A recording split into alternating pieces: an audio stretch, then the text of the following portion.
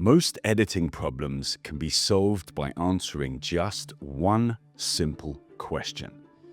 And it's a question I never asked myself at the start of my career. Now, for years, I thought editing problems were technical.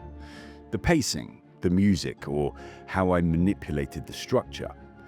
I kept cutting and recutting my timelines, trying to fix scenes that never really worked. From a creative point of view, I was flogging a dead horse, as we say in the UK, and I didn't even know why. So if this sounds familiar, then this episode of Edit Essays is for you. I'm going to tell you the single most important question in editing that fixes all of this. And if you get this right, everything else falls into place.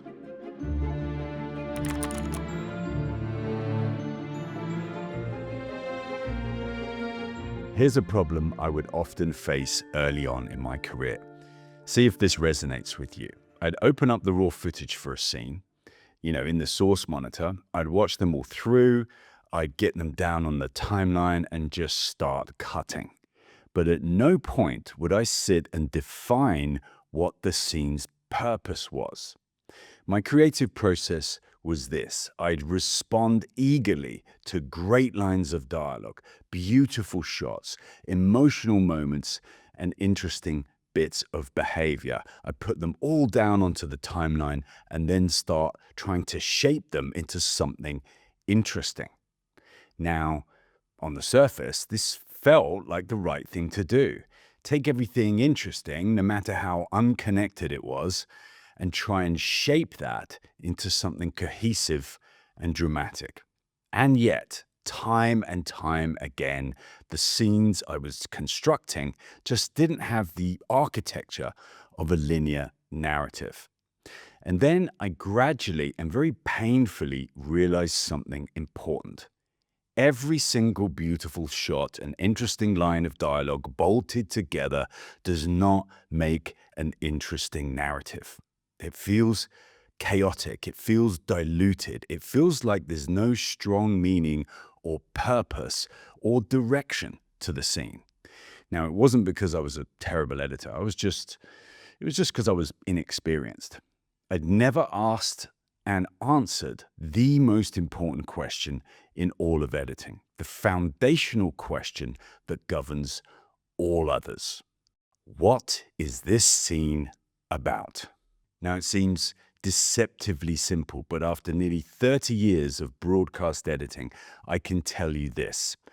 Asking or not asking ourselves this question is either the cause of or solution to most of editing's problems.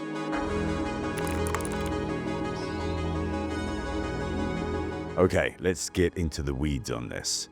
When I say, what is this scene about? What I'm asking myself is a clarification question about what happens in this scene, what the scene's purpose is, and what the narrative trajectory is over the course of it. Let's look at a few examples. Number 1. Jenny reflects on the beautiful and innocent childhood she had growing up in the countryside. And number 2.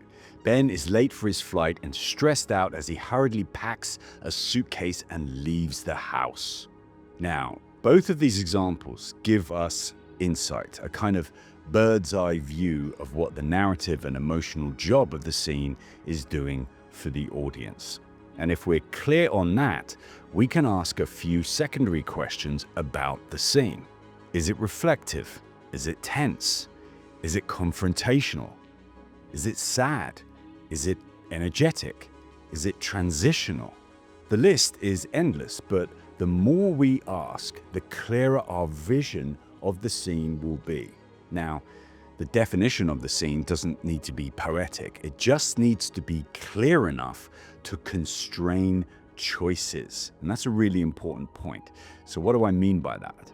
Well, quite simply, I mean that the moment we have a working answer, even a provisional one, dozens of other creative decisions suddenly become easier.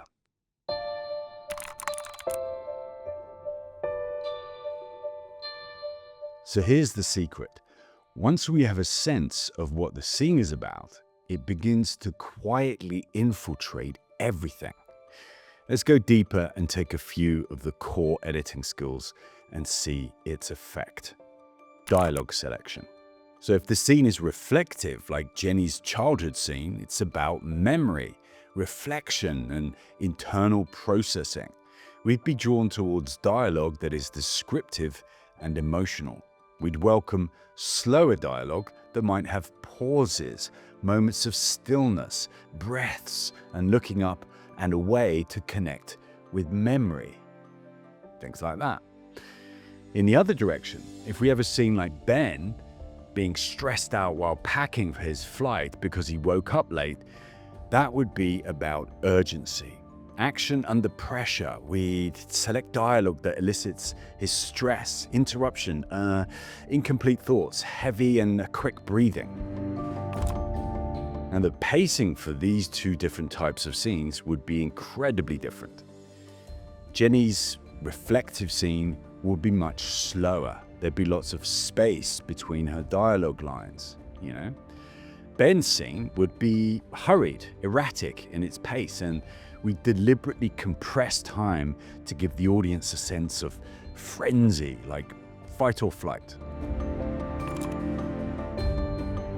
Jenny's scene is not going to have AC/DC underneath it. The tone would be slower, more minimalist. If it was a happy scene, then we choose a major key and not a minor one. Maybe the use of specific instruments that mirror human emotions, like strings or piano.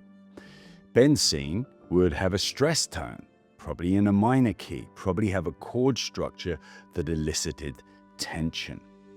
And so in both of these examples, we're not choosing music because it sounds nice. We're choosing music because it reinforces the intention of the scene. And finally, shot selection. Jenny's scene would probably have longer shots, more fluid and slower camera movement, and an overall sense of calm that reflects her mental state when she's thinking about her memories. And of course, Ben would be the complete opposite. Erratic camera movement, whip pans, quick pull focuses, and messiness.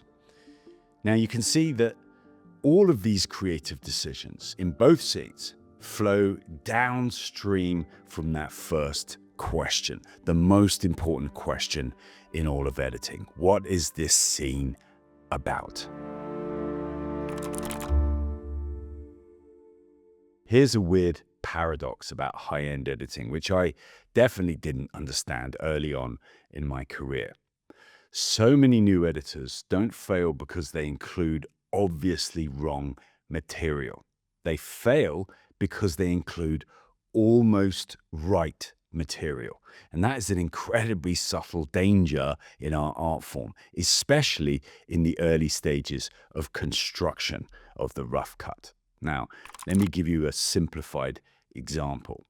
If a scene is about oranges, but the character suddenly starts talking about apples, that's obvious. We cut it, onto the cutting room floor it goes. But what if they start talking about tangerines? They're the same color. They look very similar apart from the size. They're much closer to oranges than apples. I think we should include them. They feel close enough to feel relevant, but secretly and subtly, they dilute the meaning of the scene. This is where so many scenes lose their power and their structure. I know because this happened to me hundreds of times. The dialogue sounded so on point.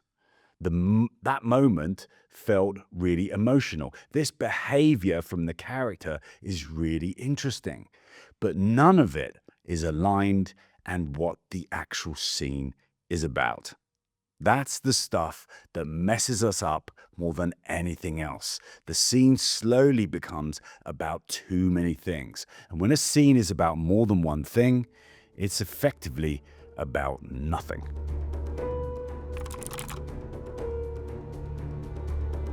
Here's a weird thought to process. Dilution is sometimes more dangerous to the editor than confusion. From an audience perspective, confusion is visible, but dilution feels like a polished scene that has zero impact. And we don't even know why. And here's the thing, the audience doesn't say, I don't understand this scene. They say, I didn't really feel it. That's because the editor allowed material into the scene that resembled the core idea without actually serving it. And that's why continuously asking ourselves this question, not once at the beginning, but throughout the edit, is extremely important. What is this scene about? Does this line of dialogue, shot, cutting pattern, music choice belong in a scene about this? Are we reinforcing the meaning or just building a beautiful but faint narrative echo? Now, just one little warning about this. It doesn't mean we need a perfect answer before we start cutting. And this is a really, really important point. Some scenes reveal themselves immediately. Others don't, and we need to go in and get our hands dirty and go through a detailed process. Like everything in high-end editing, there's a spectrum. At one end, we'll get a scene that practically cuts itself because there's a very limited amount of directions that it can go in. And on the other, sometimes we'll have scenes where we have to work through 4 or 5 possible meanings and evaluate them before one strong winner emerges. Now, that's normal. Editing is discovery, but discovery still benefits from a framework. I've always loved that famous quote by Napoleon. Battle plans are useless, but if you don't have one, you're crazy. I may be paraphrasing a bit, but you get the point. Even a provisional answer, I think this scene is about regret, gives us a compass. Now, as we cut, that answer may sharpen, it may shift or collapse entirely. That's not failure. That's the work we do as editors. Let's bring this home because I really want you to adopt this into your editorial thinking as quickly as possible. The mistake here is asking the question once and then forgetting it. Pro editors ask it repeatedly. What is this scene about now? Have I made the cut drift off the current trajectory? Has my pacing changed the emotional center? Has my music selection pulled the meaning off to somewhere unintended? Keep checking in emotionally with the meaning of the scene. This is how we continuously regain clarity, not by adding more, by subtracting what doesn't belong, especially the almost right material. Good luck. As always, thank you for your kind attention, dear friend.